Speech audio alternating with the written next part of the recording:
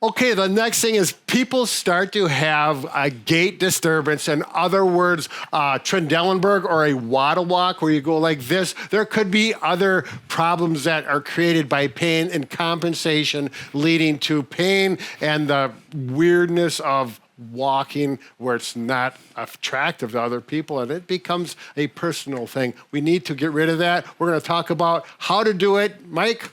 So what you want to do is actually the first two steps we talked about, looking at your footwear and walking with a bent knee, will really help this as well. However, most people, when they're in this predicament, have weak hip abductor muscles, so the side hip muscles, as well as a weak glute max muscle, so your buttock muscle. So we're going to show you two strengthening exercises you can do.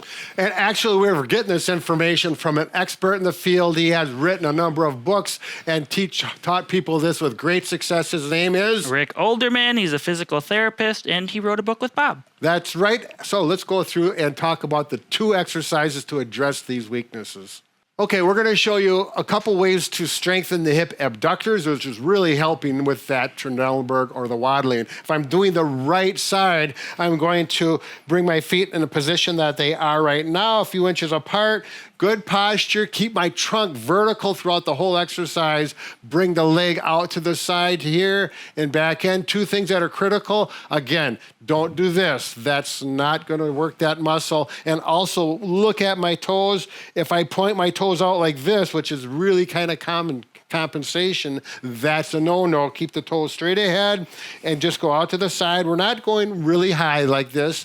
Good control and back down and do that going slowly in and slowly out. I'm using a stick for balance. You can hold on to the wall, a cupboard, etc. If you want a little resistance, Mike, what can they do? You can use a band. It's also important the leg that is stationary, don't lock it out. Try to have a slight bend in the knee. You're actually going to work both hip abductors because to stand up on this side, your hip abductor has to engage.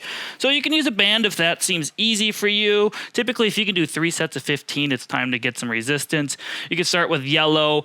Typically, most band sets and advance as you need. So all you do is place it between your heels here, in front of your heels a little bit, and you're just going to kick out to the side. Preferably have your shoes tied, unlike me right now.